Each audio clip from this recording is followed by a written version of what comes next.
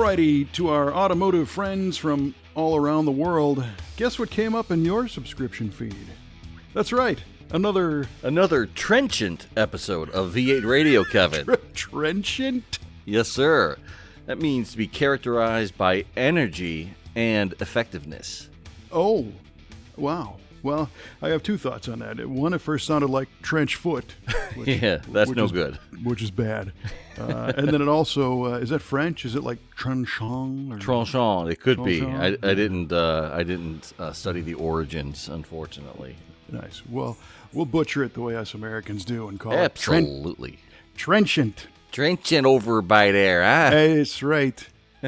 Well, you are listening to the V8 Radio Podcast. I'm Kevin Oeste, joined, as always, by our esteemed co-host, Mr. Mike Huball Clarke. And if you've listened to the show before, which we, of course, know you have, you know that we launch every particular episode with some form of an automotive trivia question or thereabouts. So we're going to dive headfirst into this one and pose the trivia questions to each other. You can play along at home and guess along. And, of course, we'll reveal the answers at the end. And it's not that exciting, but that's what we do. Oh, it's fabulous. What, are you kidding me? Don't oversell it, man. Well, it's trenchant. True. Have right. you, in fact, prepared a trivia question for this episode? Absolutely, as always. So let us release it. Okay, Kevin and listeners, this is the music sort of a question. Oh. The 80s all-girl pop music group, the Go-Go's, released a music video for their hit song, Our Lips Are Sealed. Yeah. And in the video, the band can be seen driving around L.A. in a classic convertible. What was the year, make, and model of that car? Wow. I don't know. I don't remember the video, believe it or not. I know the song. Yeah, but, you got to really go in the Wayback Machine to start remembering that one. Well, I know a decent amount of 80s videos. I'm just surprised that one didn't stick. So I'm just going to say it was a 50 Mercury convertible. 50 Merc Ragtop, Kevin says. It's a little out of character for the Go-Go's, because they were kind of like this. They were a little more of a punk band before they got radio airplay and had to be a pop band. So, you'd be thinking at least a Mustang convertible or maybe even, like a... Well, you got to remember they got to fit the whole band in there. Was it 4 or 5 members? A big Ford or something. But then Hollywood doesn't really know that stuff very often, so they could have just said, hey, look, there's a Merc, get in it. Could be. Yeah. It's got to be a big car, though, you're right.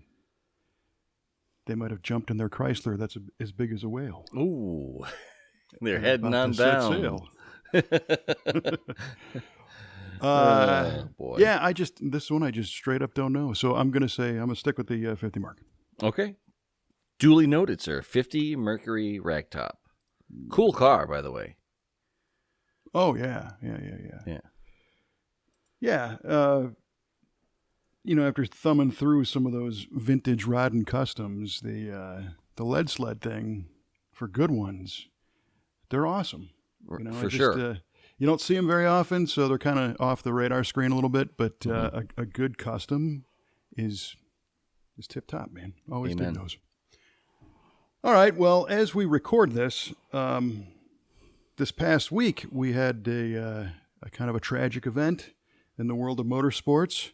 Yes. Our friend and multi-champion Mr. Bobby Unser passed away at the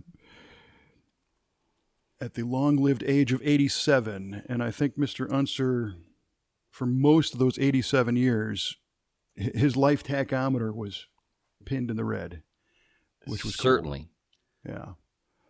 So my trivia question to you is, the Pikes Peak hill climb is affectionately known as Unser Hill. How many times did he win the Pikes Peak hill climb? You know what? When I learned of his passing, I should have thought ahead and realized that I would probably be asked a Bobby Unser trivia question. You know, I mean, you gave a tremendous interview to him with him at the Muscle Car and Corvette Nationals a few years ago. Well, you got to phrase that properly. I sat there and he told awesome stories. Is what really happened. You facilitated a great interview, let's say that. I think I just provided visual balance on the stage.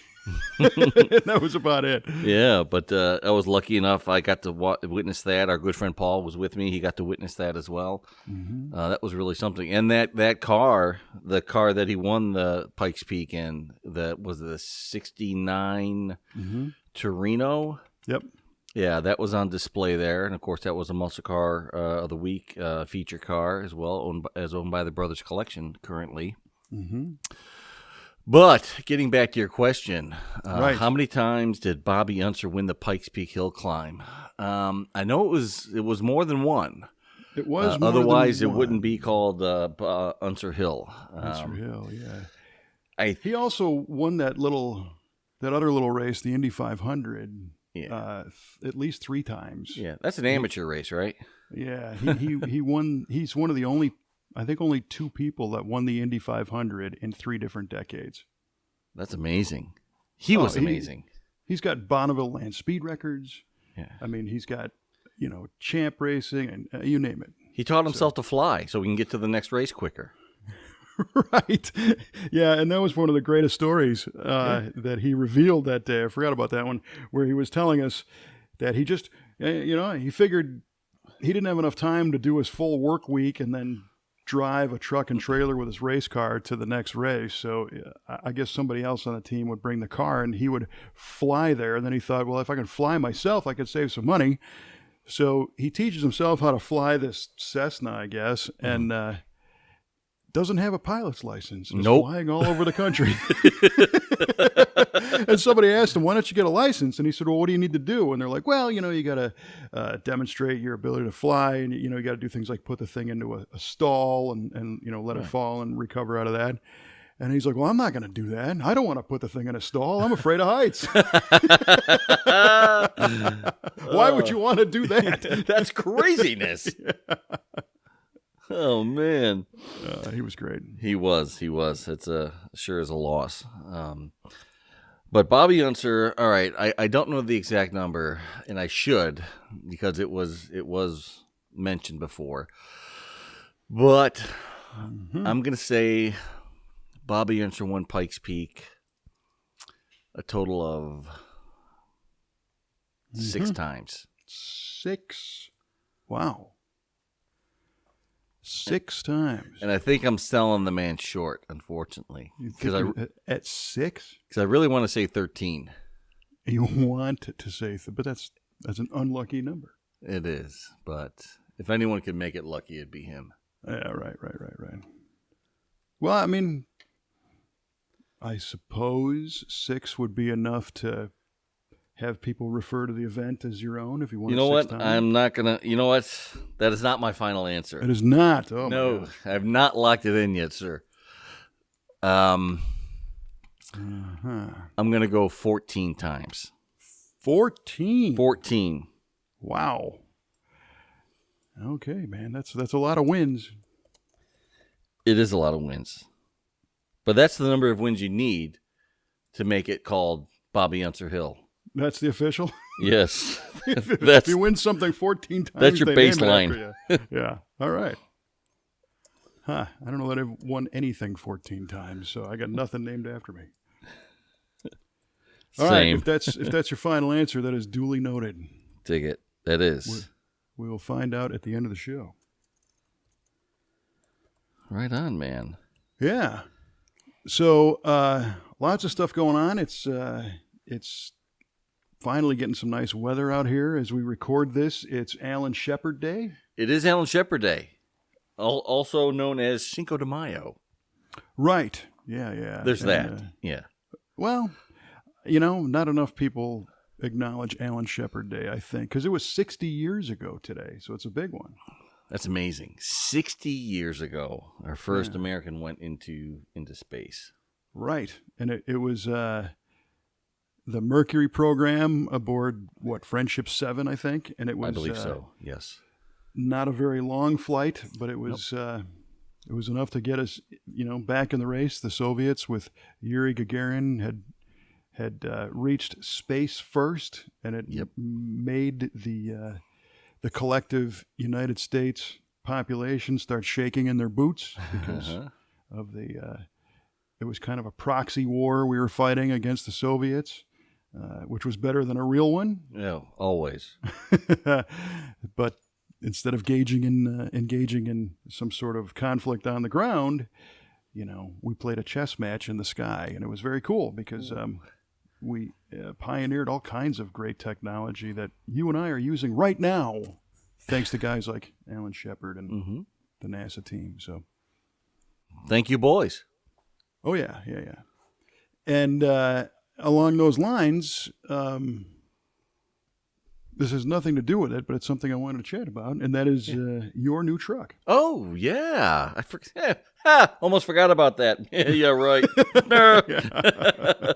So, last we chatted, I was looking to pick up a pickup truck, a full-size pickup, and I went to look at one.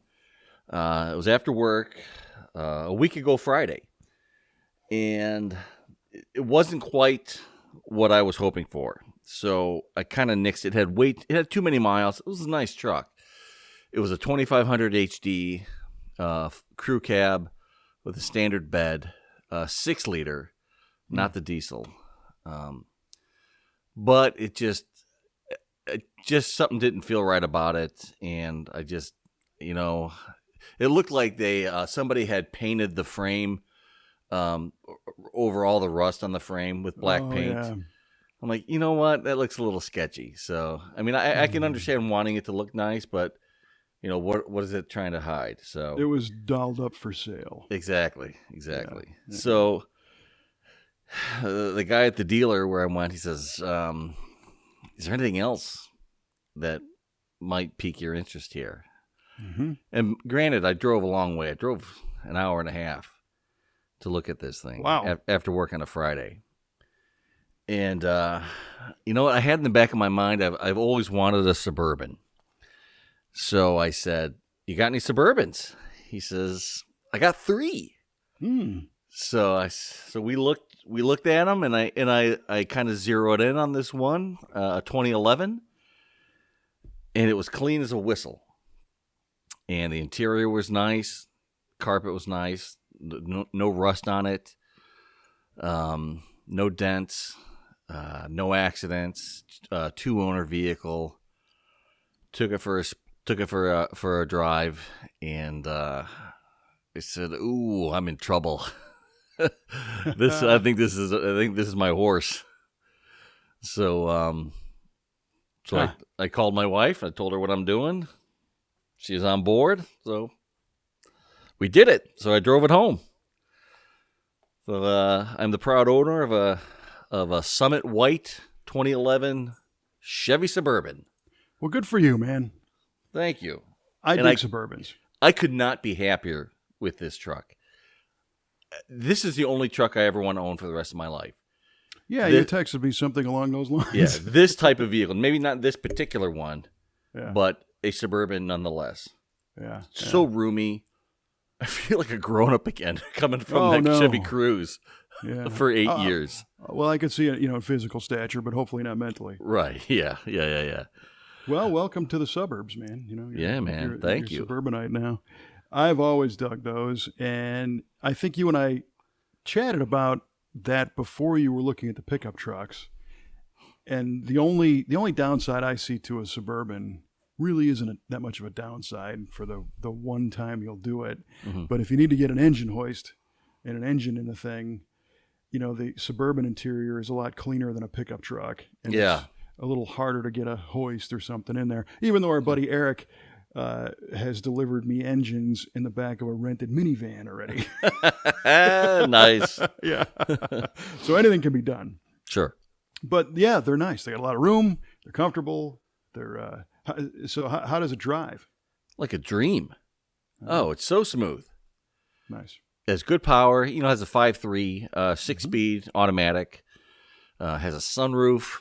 Has the DVD infotainment system with a fold-down screen for the rear passengers. Right on. 3-row seats up to 8 people. And it'll pull a camper. And it will pull a camper. Jennifer Clarke, I'm talking to you directly. It will pull a camper. So is that becoming a thing? Well, I mean, not immediately, but I would love it to become a thing. Yeah. So, I mean, a Suburban darn near is a camper.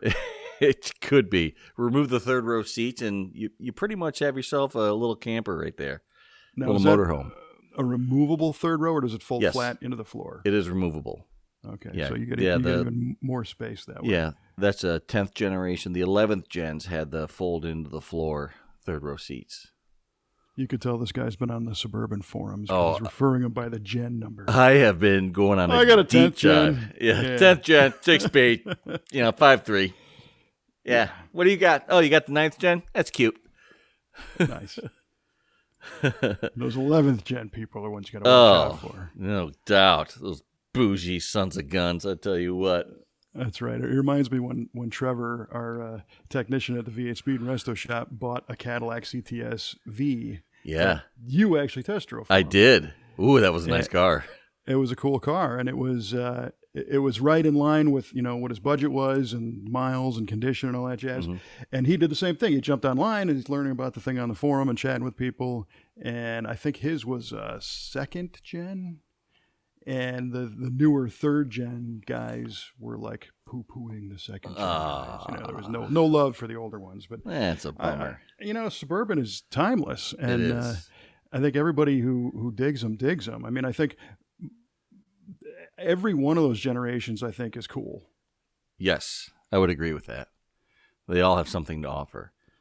There's one in the back of my mind that I would love to get, and it would be like a 78, 79, so a round headlight, square body. Yes. Lifted, 4-wheel drive, red, black tinted windows with some kind of safari rack and lights. Oh, man. Winch. It'd be awesome. And then, just take the drivetrain out of yours and throw it in that. There you go. And it would be just a super win. And every once in a while I see one of those things and I look at it because, again, everything goes back to your youth.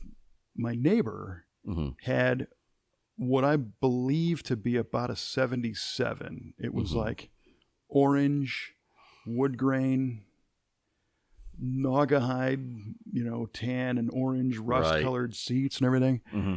And he was when I was in Boy Scouts. He was a scout leader of some sort, and we'd go on trips in that thing and pull in a camper, and it just rusted so bad. Oh man, all the way to the roof, and he replaced it with I think an '84, which was square headlight but still square body, blue one. Yep.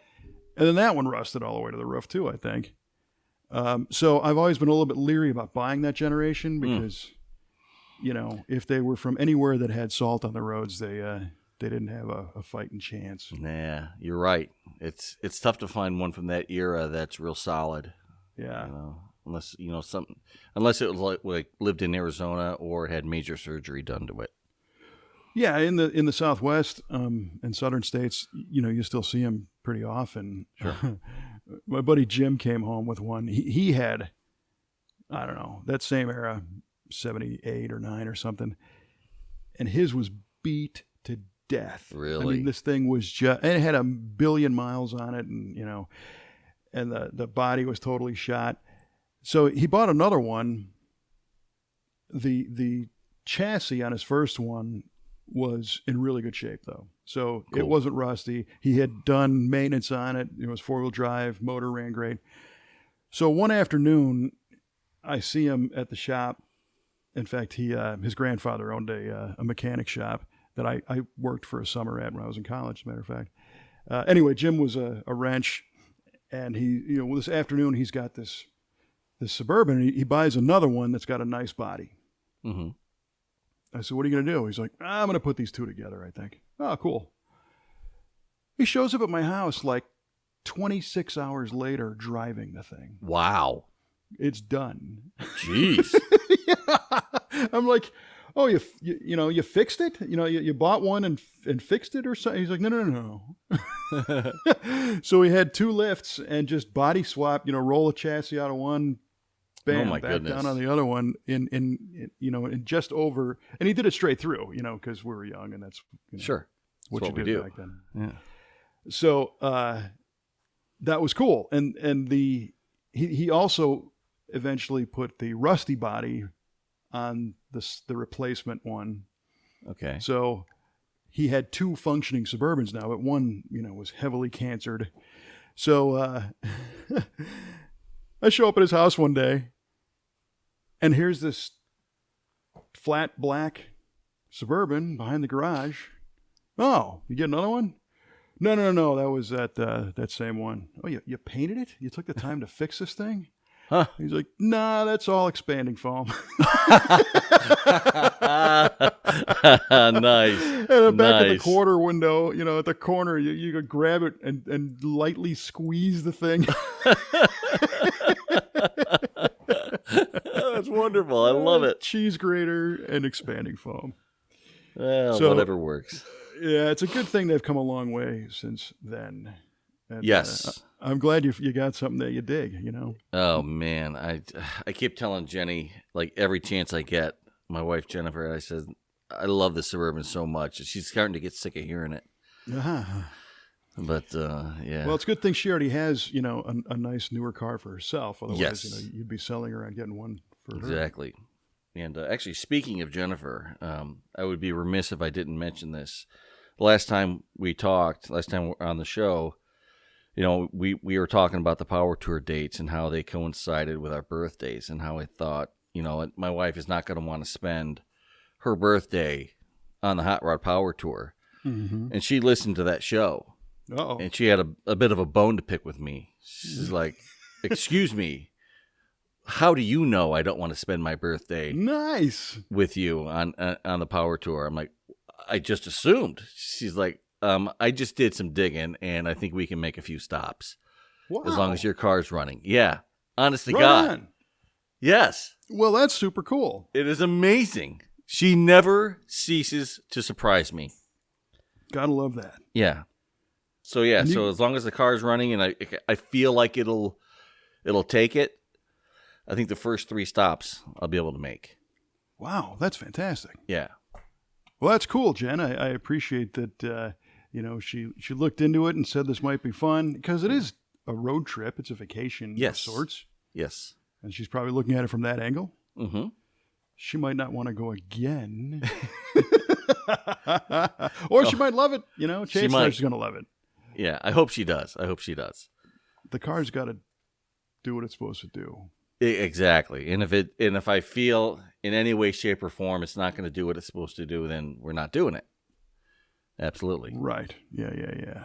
So, Because my story, I wasn't sure the car was going to do what it was going to do, and then I met my didn't. wife. yeah, then you found a wife. Yeah. So maybe it did what it was supposed to do. Oh, it certainly did. Yes, for sure. Yeah. Well, that's really cool. Great. So that kind of puts the throttle back down on the GTO. Yes, it does. So I'm working on Randy's timeline. He has a few things to button up on his El Camino. Mm-hmm. He has the engine back in it. He fired it up. Okay. He has to get everything else put together so we can maybe take it for a little bit of a, drive up and down the driveway or down the street to see what it's going to do. And then he'll be able to make some movement around in the shop, and I'll be able to get the car over there. That's fantastic. Yeah. So let me think for a second. I honestly didn't pay a whole lot of attention to the details on the Power Tour route for 21. Isn't it like Ohio? It starts in Norwalk. It's In Summit. Norwalk. Yeah. Yeah. And then it goes west, right? Yes, it does. So we would be able to. It goes from Norwalk, I think, Is it down to Indy? Yeah, and then across to Gateway, and then St. Louis. Yeah, and then to State Farm Arena at University of Illinois. In Okay. in Bloomington, or Champaign rather. And then back And jump there's, off I and- think, one more stop after that, right? Yeah, I think so too. 5 stops, 6 stops. It seemed short to me this year, but yeah, it's usually around there. Huh. Very interesting. So, well, heck, for me, that would be similar to the early power tours that Paul and I went on, where you drive a destination to get to the start, and then it brings you home. Yes. And in my case, it would come right to St. Louis, which is 25 miles from where we live. Right. Might have to look at that. Yes, you might have to. Yeah. Huh, cool.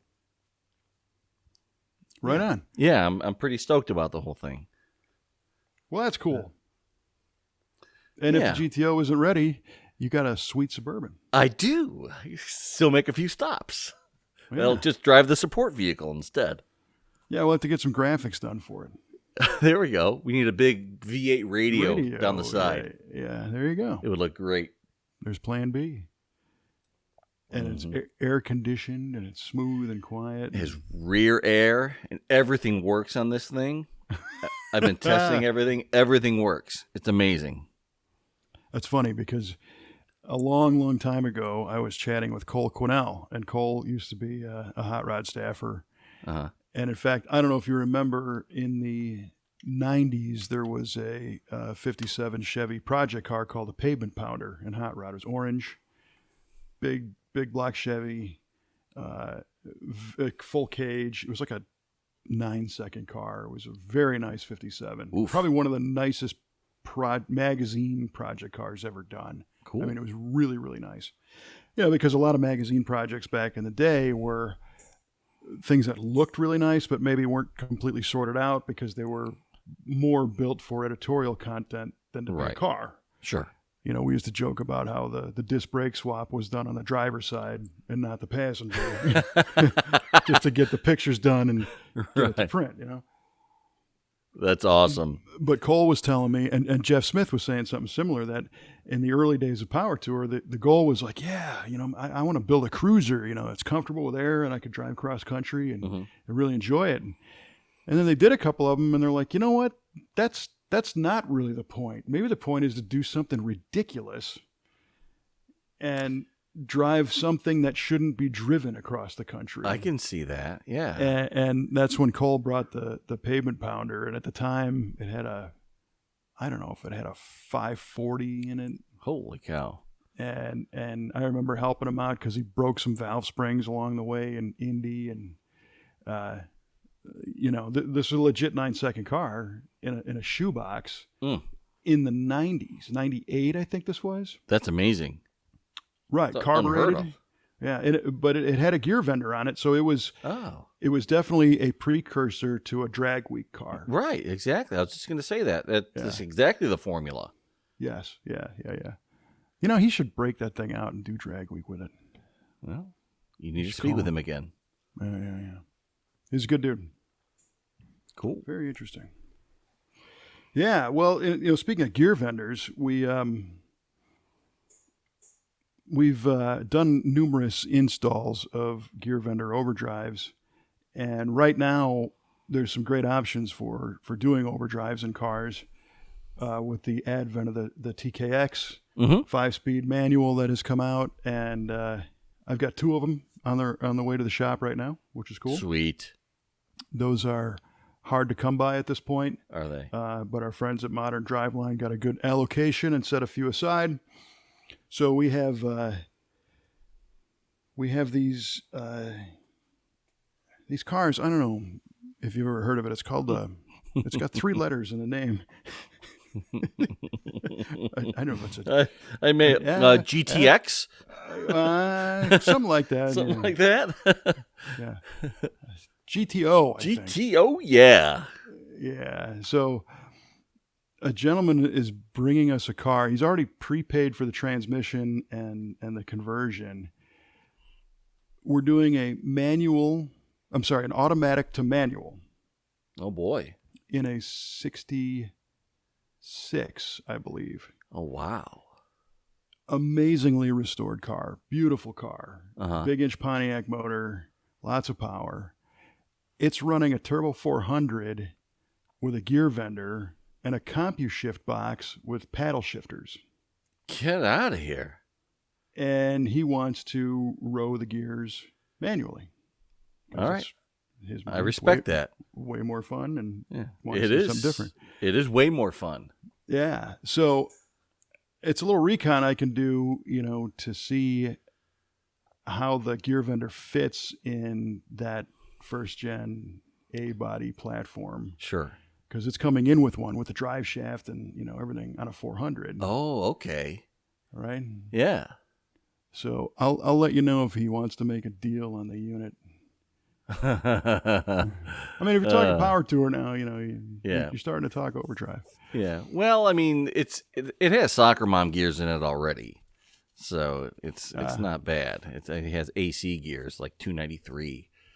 So okay. That's RPMs are still pretty reasonable at highway speeds. Gotcha. And I know I earmarked a 204R for you that I've had sitting in the barn forever, and quite frankly, I'm not sure it's still there. Oh, no. I physically have not laid my eyes on it in many, many years. Oh, man. But I think that's okay. It's still there. Well, but I mean, if this dude wants to, unload that, you got 293 gears. Yeah. Who knows? Anyway, it'd be good. It'll be good information. And plus, we'll be able to do the swap and do the TKX to see how that fits in those cars. The tunnel's not that narrow for being able to swallow a Turbo 400. So we're not anticipating a lot of hassle on that one, but it should be pretty cool. It should be great. Yeah, I'm interested to see the progress on that. Yeah, Carl will be here in a couple weeks. So nice. What color is it? It's not an original color. It's a custom, and it's kind of a candy reddish orange. Okay. It's a great looking car. There's a lot of money in this car. Is that right? And he just wants something different with the driveline. So, okay, let's do it. Yep. Well, he knows he's seen our work before and knows that the team is careful around something like that. Yeah, absolutely. And we're not going to bash it all up and scratch it up, and he can drop it off and not worry about it. So that's cool. Very nice. Yeah, Trevor actually teased me with a sweet picture of I think a 70 GTO, a gold one, he sent me a shot of the 455 GTO 455 CID emblem on there. I'm like, ooh man. He's like, just thought you want to see what I'm working on today. Yeah, and it's a nice car. Yeah. Well, you remember our friend Mo. Absolutely. And his secretary. Right. That he referred to his wife as a secretary. Yep. Ah, boy. Mo is a veteran, a non-vet, a customer, a gearhead, and just an overall great guy. I talked to him this past week, as a matter of fact. He called me to see what's up. Yeah. And this is a tangent on a tangent, but it was interesting. Mo was telling me about a Vietnam memorial in Peevely, Missouri, that is an exact replica of the Vietnam Wall Memorial in Washington. Yeah. He said, I think the only difference is that the Nam Wall in Washington, the names are etched into the stone, so you do the rubbings. Yes. And I don't know if I don't think they carved those. I think they might have blasted, sandblasted or something, those into the granite. And the one in Peevely doesn't have that level of depth. He said you can still kind of do a rub transfer, but it's not as deep. But everything else is like right on. And Mo had just taken 2 busloads of vets down there to tour the place and check it out. And he was just going on and on about how cool this was, which is, it's a nice little afternoon day trip for us. It's not very far away. So I'm kind of thinking about doing maybe a little car cruise. We get some people together. Oh, right on. Buzz down there, check it out. So Mo's like, yeah, go on the web and find the website. It's the Vietnam Memorial. He goes, just type in Peevely, Missouri, and it'll come up. And sure enough, here's the website. It's super impressive looking. And here's the photo gallery. And I click on the photo gallery, and the very first picture is my neighbor handing over a Christmas gift to somebody. Get out of here. Yeah, and I, in my neighborhood, I have several Vietnam veterans that live around here, and this is a gentleman named Stan who lives on the other side. He's 2 blocks away, if you will. Okay. And he was in Nam, and if I remember correctly, Stan's dad ran a Ford dealership. Okay. So Stan, growing up in the early '60s, was always around big early '60s Fords. Mm-hmm. So he and I got to talking about my Galaxy and that 7-liter that we did at the shop, and Yeah. so it was pretty wild to see Stan on the website. Yeah, right. For this Nam memorial after talking to Mo. Well, the reason why we brought up Mo's car is a gold 70 GTO with a 400 that Correct. we did the 5-speed conversion on. The car that's in the shop right now is a gold 70, but it's a 455 car, and it's an automatic, but it's got some really cool options on it. It's a factory AM/FM radio, tilt wheel, power disc brakes, power steering, power driver bucket seat. Really? That's a cool one. Yeah, you don't see that very often. No, not at all. Air conditioning, and it's a nice car. And our customer bought it a year or so ago, year and a half ago, maybe 2 years ago now.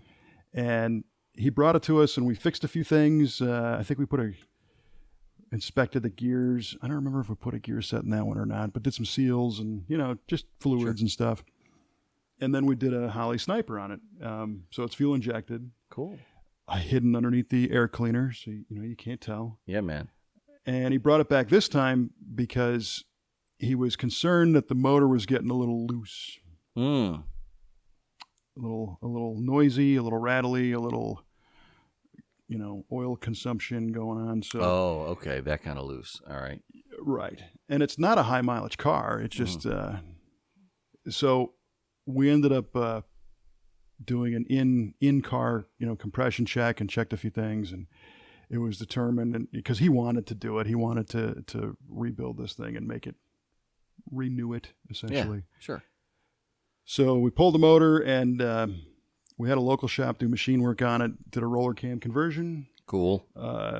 Detailed it, put it back in the car, and put of course, the EFI system back on it. And I drove that thing today, and it is really, really nice. Is it? It is a really nice car. Yeah, it's got 14-inch Rally 2s on it with red lines. So, another thing we did is the eyebrow stripes, like a judge stripe. Okay. They didn't come on that car, but they are what would have, if you ordered them. Sure. For if you had a judge package on it, right? Yeah. He just liked the way they looked, so we threw those on there. He has good taste. And the only thing that, from a critical standpoint, so today, unfortunately, I have to drive a lot of these cars before they go home. Oh, such troubles! It's horrible. I don't know how you do it, man. I just drag myself into work. You're a giver. Yes.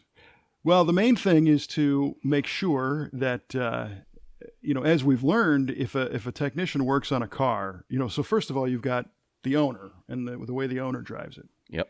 And then you got the technician who did the work. And if it's something that involves a test drive, technician's going to take it around the block. And of course, we're insured for all that and all that jazz. And we're not out hot rodding the thing around, just making sure it does what it's supposed to do. But we've learned, because we've sent cars home, and the owner has complained that the issue was still there, like a bug or something, and the technician didn't experience it. And the reason why is because the technician drives the car totally different from the way the owner does. So Trevor says, hey, let's put a couple people behind the wheel of this thing, just to get feedback and make sure that, because I'm probably the most conservative driver in the shop. I mean, any manual shift car, I always try to get it to leave the line without any throttle at all. Oh, wow. Let's just feel the clutch. Let's, not burning it up, but just feel the action, feel how those, those off idle jets are pulling and timing and all that stuff. I'm Mr. Low Speed, and I'm listening to everything.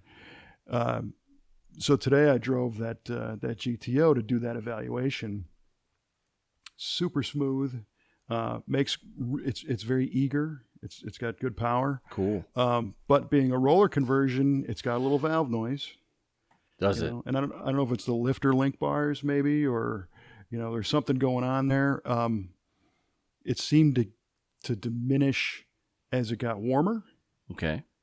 So it actually could have been a lifter. Maybe the lifters are pumping up or whatever.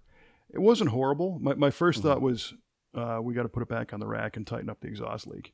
But as I listened to it more, I'm like, no, there's 8 of those, We have 8 exhaust leaks now. Yeah, at least, So I deduced it to be valve noise, and then when I got back, I opened the hood and listened to it run, and yeah, you can hear a very faint sewing machine. Tap tap tap tappity. Yeah. So that's something that you might encounter on yours. Mm-hmm. Yeah, and I'm prepared for that. I understand that may happen. Yeah. And that's something that we got to make sure that the owner is prepared for and understands. And I'm sure we told him about it ahead of time. Some are worse than others. My Galaxy makes noise, and I would really love to make it go away. But it's, roller lifter, roller rocker, roller tips, and there's just so much. There's so many axles in there, and everything's rolling. Tiny on them. Clearances here and there. Yep. Yeah. And I've got adjustable rocker arms, but they are on the push rod tip side.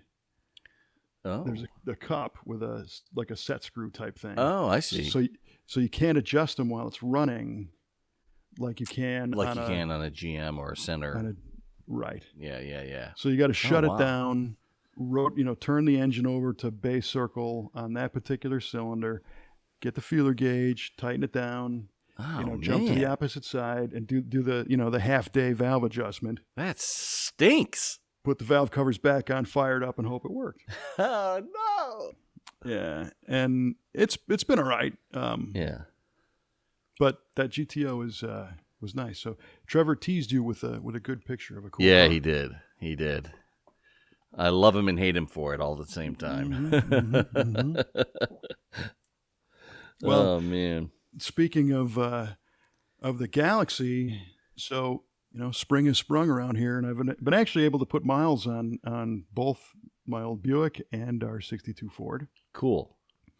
Last weekend, Kelly and I took the Galaxy out to dinner, had date night in the car. Nice. Beautiful night, top down, and did 50 miles probably. Oh, wonderful.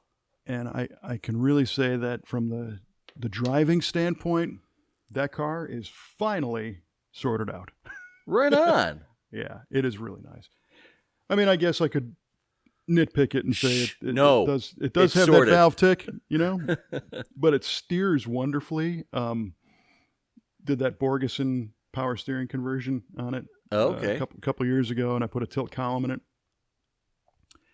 With the Borgeson deal, I was a little dismayed when we first installed it because it was almost too tight. Like it wouldn't return to center. Oh, really? And I'm like, what is this? And I didn't know if it was an alignment spec or if it was just reduced pump assist, hydraulic pressure assist. Right. And when you turn the wheel, I mean, all the front steering linkage, it's not calendar new, but it's pretty new stuff. Mm-hmm. And I've always kept it greased really well. And so there's no play in the steering at all. What is it? And Trevor actually found that he's like, your Pitman arm or your idler arm has a bushing in it, and it appears to be over tightened. Ooh. So he loosened on this Ford design, you can loosen the nut and put the cotter key back in, and it released a little bit of that tension. Oh, nice. And now the steering is it's not nice and loose, but it's right. It's where you expect it. Yeah, it performs the way it's supposed to. It's not one finger old car steering either. It's nice. It's got great road feel. And this car, the faster you drive, the better it feels. It's amazing. Nice. Yeah. That's killer, man. Yeah, it really is. I gotta change the seats. Now you just got to put the 5-speed in it that you want now too. Well, the transmission's dynamite. Like I said, last year we had the 4R70W rebuilt, and the shift points are perfect. The firmness is great. The lockup speed engage is dynamite. The RPM cruising is wonderful. I almost hate to do it, because it's just so nice. Well, so I'm going to leave it alone and drive it. Nice. Good. Yeah. Good. Very good. I'm glad. Now, I would also really enjoy it if it had a 5-speed in it, manual. Sure. But right now, my focus is shifting to other places. And when I say I got to change the seats, it's an original bucket seat car. The 500XL was a bucket console car. And it's got the original seats. They've been reupholstered a couple times.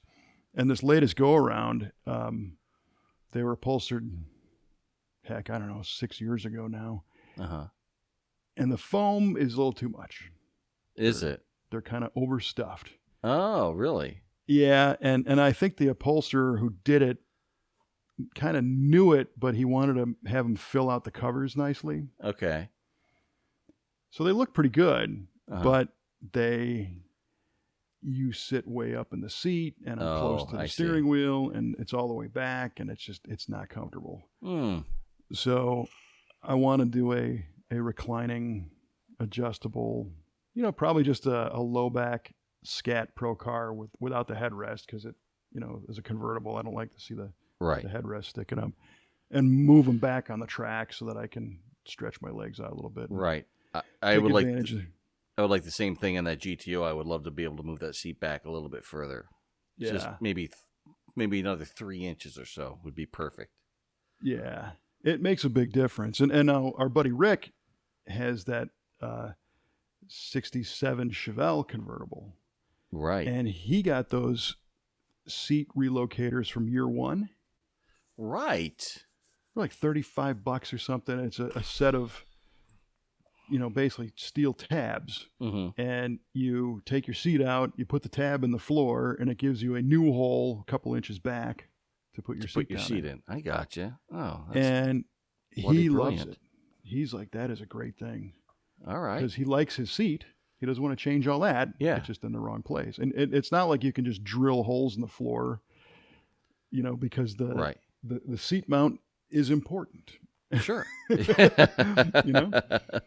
Yes, sir. Absolutely. And, there's a cage nut or a bigger nut with a load-bearing plate, under the floor that the bolt goes through to make it safe. So those utilize that, and then it's a, 1/8-inch thick piece of steel or something. And it's very simple, but they work great.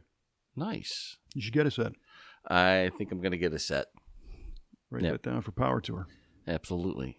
Oh, yeah. Get some for the driver and passenger side. Yeah. So good tip. It's got, there you go. There's some value in this episode this time. Brilliant. Another thing I think is funny is I can drive my old Riviera around and people look at it like some weird dude in an old car. If I drive the Galaxy around, it's like the circus came to town. Is that right? People are honking and falling out of their windows and waving and taking pictures, and it's nuts. And it's bright red. It's got, a lot of polished trim on it and everything. And it looks like it's not invisible like the Riv. So it took a little getting used to again, to see people being that wound up. And what was cool is I saw quite a bit of younger people.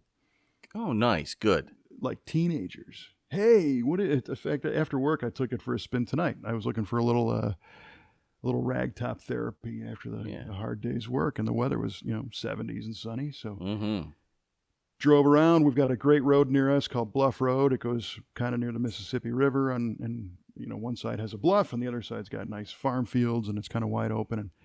And on 3 occasions, like this 89 or 97 Nissan Altima kind of pulls up, with the headlights that are yellowed and, like a slightly different colored door. And it's a car that's been kind of maintained, but it's typical of what a 16-year-old kid owns. Sure.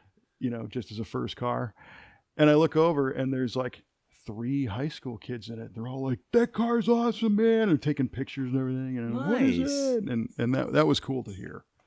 That is pretty cool to hear. That there's interest in the old cars. Yeah, they may not know a lot about cars, but they know what they like, and when they see it, they let you know. That's great. That's great. Yeah. Maybe that can spark a whole new passion in one of those kids. Yeah, we hope so. Yeah.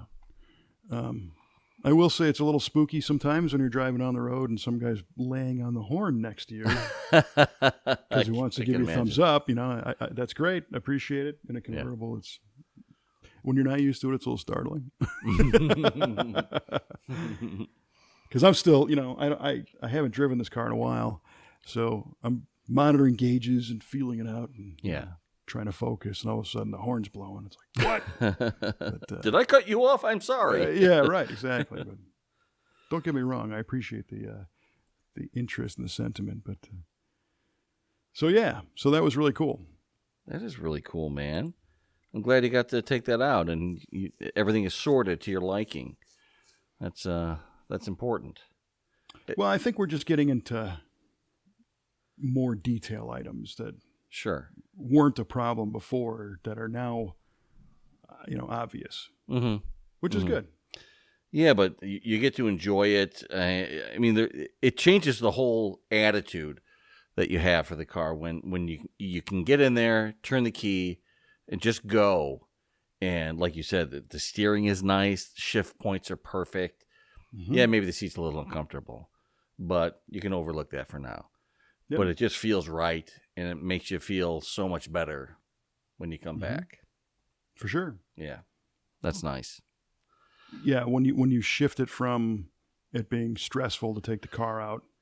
Yeah, like, oh, crying out it's loud. It's not figured out. I hope my AAA's paid up. Whoa, boy. Yeah, what's that noise? Or oil pressure, or it's getting hot, or whatever. And what do I smell? Oh, geez. Yep. And like that GTO we were talking about, at our shop, we have the luxury and the ability of being a shop that pays attention to the drivability before the car goes home. So this, my own car would be vastly different if my 8-hour day job was to make it right on those drives. True.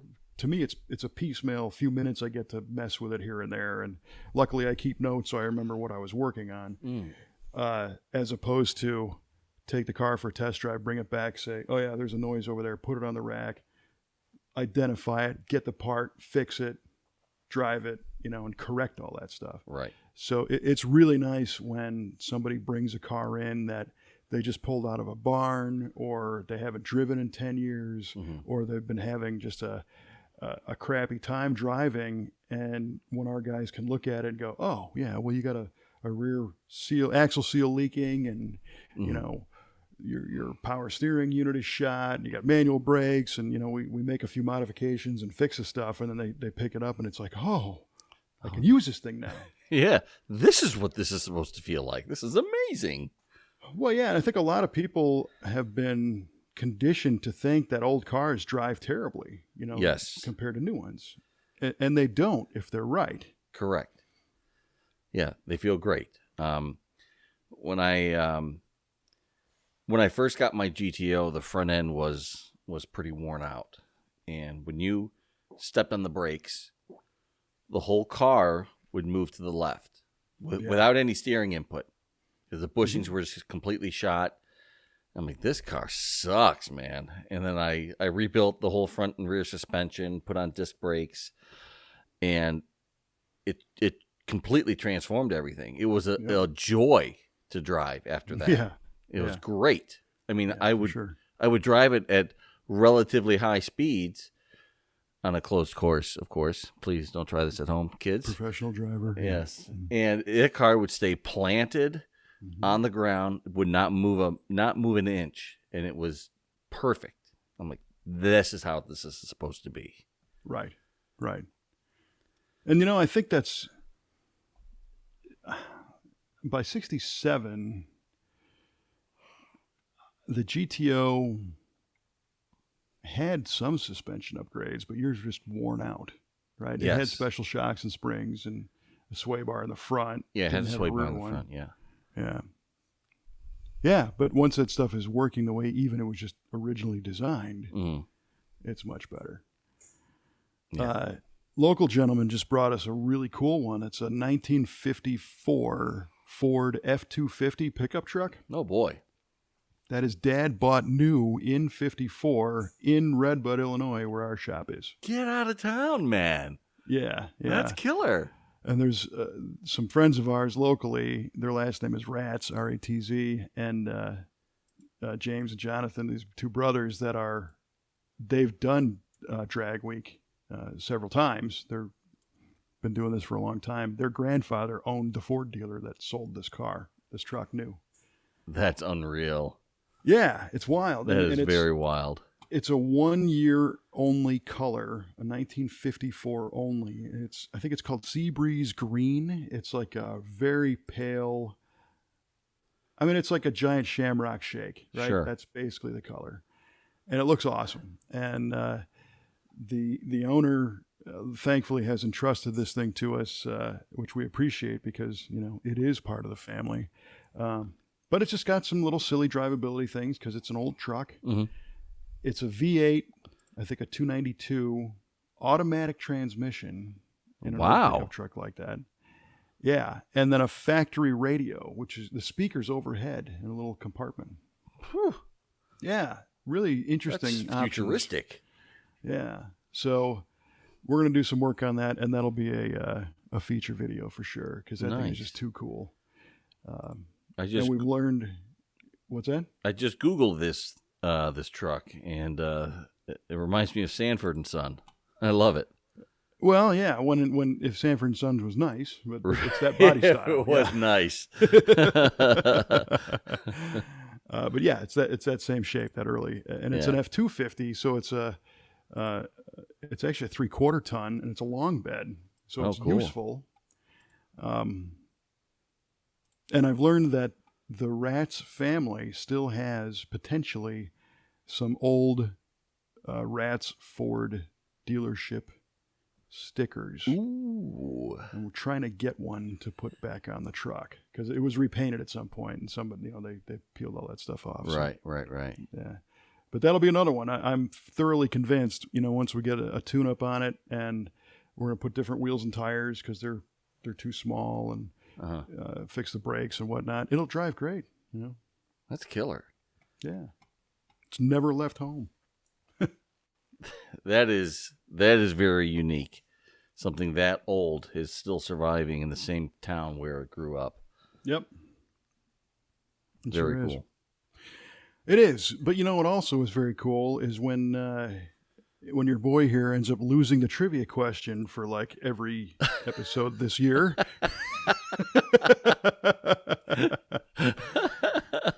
No, you haven't lost everyone, have you? This year, I think I have. We've got to get our statistician to check it out. Yes, please. Mr. Yardley. Mr. Yardley, please. Yeah.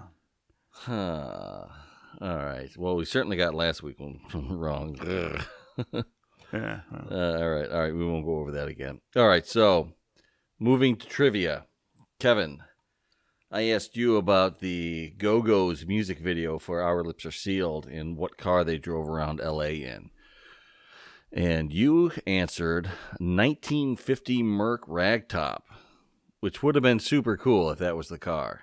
But it's not. However, it turns out it was a 1960 Buick LeSabre. Oh, no kidding. Yeah. Yeah, cool car. Real cool car. Well, that fits then. Yeah. They got that right. That works. Mm-hmm. Agreed. Huh. Right on. All righty. Well, my question to you was regarding our friend Bobby Unser.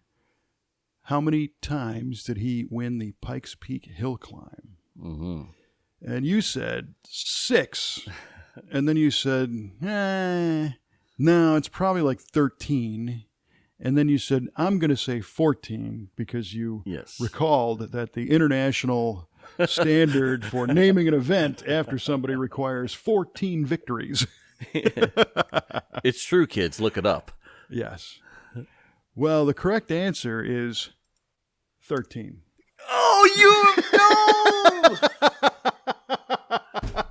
Oh man, You had it. You had it. I had it. You actually didn't guess it. You said 6, and you're like, nah, it's probably 13. Yeah, I And want to then say you said, 13, but Yeah, then you yeah, said, yeah. boy, that's an unlucky number. And I'm like, you know what? It is an unlucky number. I'm not going to say 13 then. I'm going to say 14. Oh, my There goodness. it was. Well, I'm generally not a guy who believes in luck. Mm-hmm. I'm more of a, opportunity plus action. Mm-hmm. Something comes along, and these people that, not to start a whole nother tirade, but when you see these people that have worked their whole life to amass whatever they have, and then somebody comes along, oh, you're lucky, man, you got a 67 GTO. Luck's got nothing to do with it, pal. It's not like I woke up and it was just in my garage. It fell out of the sky. It wasn't under the Christmas tree one day, Pete's sake. Well, that wouldn't even be luck because somebody put it there. Right. Yeah, that's true. Good point. Luck, to me, I think, the greatest, luckiest thing that I cannot explain that was a benefit was when my car broke down and I met my wife. That was it. That was a lifetime of luck in one sweep. I won. Yep.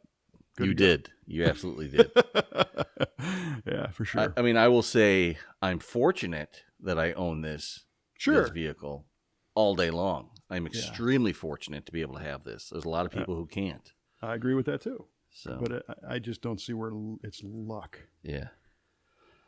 I mean, if you were spinning the wheel of meat and you kept landing on steak dinners, that's kind of lucky, I guess. Yeah, I guess so. Yeah, right. So that kind of luck. But Mm-hmm. all right, well, 13, that was the win. But, off by 1. Oh, before we sign off here, you've been doing a little moonlighting in your spare time with on another show. Oh, right. I think our people need to hear about this because it's a pretty good show. Oh, well, right on.